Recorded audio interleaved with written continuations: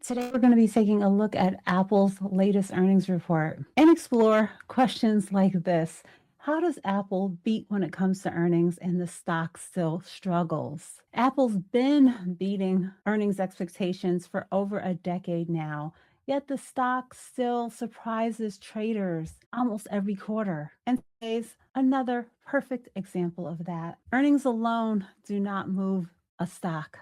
So let me know in the comments, are you an Apple shareholder? Is this one that you've been holding for a long time now and not seeing the gains like some of your other Mag 7 stocks like Google and Nvidia? But let's get straight into the numbers. They beat when it came to revenue as well as earnings per share, as we can see here. When it comes to their iPhone sales, they are still dominating. Their MacBooks and iPad have mixed demands and thrive in different time frames. And then when it comes to their wearables, the only area that they missed on, this is a more mature category, which is slowing down on growth when it comes to their products. Where they're thriving is their services. Some of those services are iCloud, Apple Music, Apple TV, Apple Pay and the Apple Card, and advertising through App Store ads. So those services have a high margin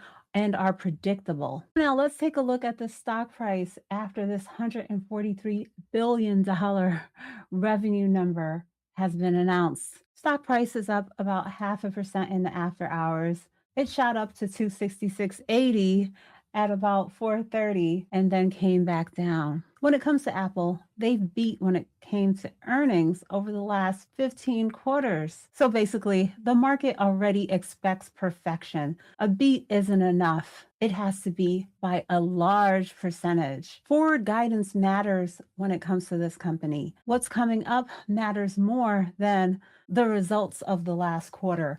If the growth looks slower ahead, even slightly, the market is going to react. And big companies like this are facing pressure from the interest rates and inflation. And when it comes to Apple, they've been a bit slower than some other companies as far as their AI advancements. But Apple has been striving to be intentional when it comes to its AI strategy, integrating into iOS improvements when it comes to photography and enhancing their services. If AI can lead to higher engagement inside of their services, then that will lead to increases, recurring revenue for Apple. Zooming out, over the last year, Apple is up about 7.9%. Over the last 5 years, up about 96%. When it comes to my position in Apple, I'm up about 67%. And Apple is the first individual stock that I added to my portfolio when I started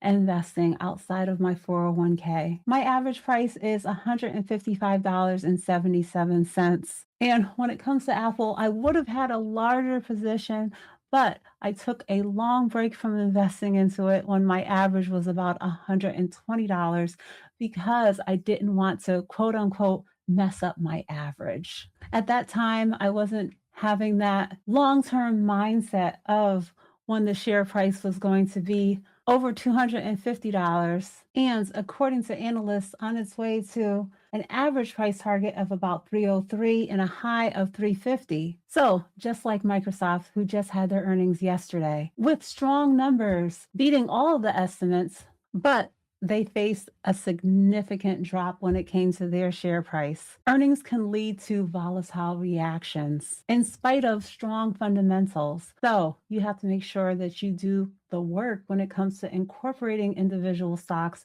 because I don't want you to panic sell. And when it comes to my portfolio, I share a lot about the ETFs and mutual funds that I also incorporate for exposure to all of these companies in one basket. Funds like VCI and VOO that give you exposure to hundreds, even thousands of investments, so that you don't have to be so heavily impacted by market volatility, but you are invested in capturing the gains without having to stress when earnings rolls around. So Apple beat when it came to earnings again. The stock reaction that we've seen so far is based on guidance. and future expectations. Their long-term growth story seems to be centered around services as well as AI. So let me know in the chat, do you think that Apple's growth is going to be slowing down? Have you been holding for a long time? Are you very significantly in profit when it comes to your Apple investments? Or are you someone who's getting exposure strictly through your ETFs like VOO? Apple is a company that has one of the highest market caps in the entire US. So, by investing into a fund like VOO, you're getting nearly 7% exposure to Apple. So, just want to highlight that because we don't have to choose all of these mega cap stocks to invest into individually. There is higher growth potential by having direct exposure to the stock. You can incorporate them in smaller percentages after building a foundation into funds like this that give you simplicity, low fees, and built-in diversification.